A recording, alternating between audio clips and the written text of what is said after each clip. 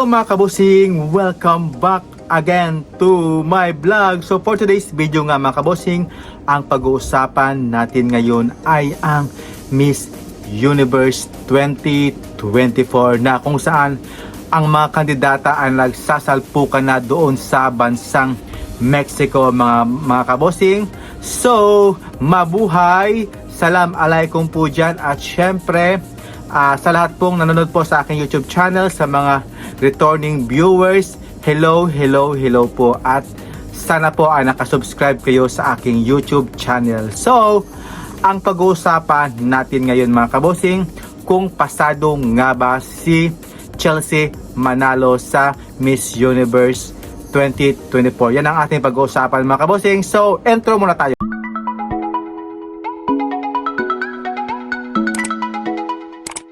Welcome back again mga kabosing. Ayan na nga mga kabosing, ang pag-uusapan natin ngayon kung kakabog nga ba si Chelsea Manalo makuha ang titulong Miss Universe 2024 at nagsasalpukan niya doon sa bansang Mexico. Marami talagang makakalaban si Chelsea Manalo when it comes sa beauty, sa tindig pa lang mga kabosing, nanlalamon na talaga ang mga ibang kandidata like Europe, Latin Americas mga kabosing, mga nag-stand out talaga when it comes sa beauty, sa tindig pa lang mga kabosing at sa galawan. I don't know si Chelsea Manalo kung kakabog nga ba. For me naman mga kabosing, kung kaya niya lang makipagpukpukan ng laban para makipagkabugan sa mga Latinas at sa mga Amerika, sa mga Europe countries mga kabosing, dapat yung tindig talaga ni Chelsea Manalo is para bang siya talaga yung makukoronahan. When it comes kasi, nakikita ko kasi doon sa kanyang, sa mga videos doon na kulang pa talaga si Chelsea Manalo when it comes sa tindig, sa beauty mga kabosing. Pasadong pasado, maganda si Chelsea Manalo at sa kanta yung height din, sakto lang yung height niya, kaya lang kasi sa kanyang galawan mga kabosing, parang weak talaga yung kanyang tindig ni Chelsea Manalo kasi kitang kita nyo naman mga kabosing sa mga videos doon kumpara sa mga Latin countries like Peru, Dominican Republic, Curacao, lahat mga kabosing, Colombia, Venezuela, tindig pa lang talaga mga kabosing is kaabang-abang na talaga. Pero si Chelsea Manalo may kulang talaga at saka simple lang kasi yung kanyang tindig mga kabosing at hindi ganong plakado yung tindig niya.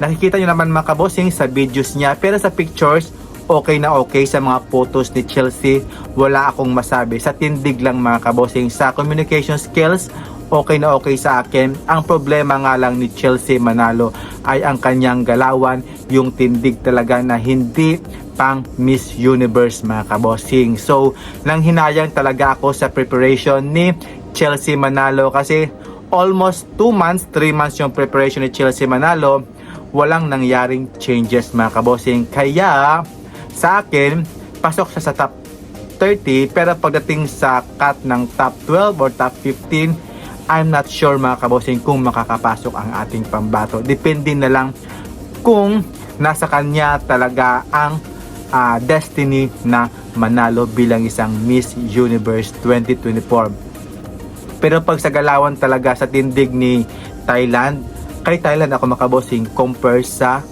kay Chelsea ng Philippines. Pero sa beauty, may laban si Chelsea Manalo. Sa communication skills, may laban din si Thailand. Parang 50-50 ako sa beauty at sa tindig mga kabosing. I don't know mga kabosing, mas nagandahan pa ako kay Puerto Rico. Sobrang talagang amazed na ako sa perfect face ni Peru. At syempre yung sa Americas naman sa Europe na si Denmark tsaka si Finland mga kabosing, doon talaga ako namangha. Unang kita ko pa lang kay Finland sa pasarela niya, sobrang suwak na suwak talaga mga kabosing at hindi ko din talaga matatawaran yung dedikasyon talaga ng ibang candidates. Kay Chelsea Manalo, sana magdilang anghel na makapasok sa top 5 pero hindi ko talaga nakikitaan na top 5 si Chelsea Manalo. Top 30 pasok sa akin. Sa top 12, 50-50 tayo dyan mga kabosing.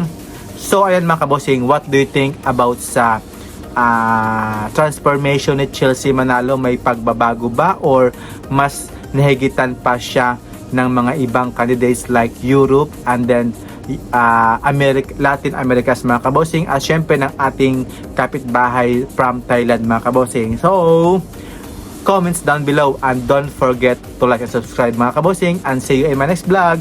Have a nice day po. Keep safe. Bye bye.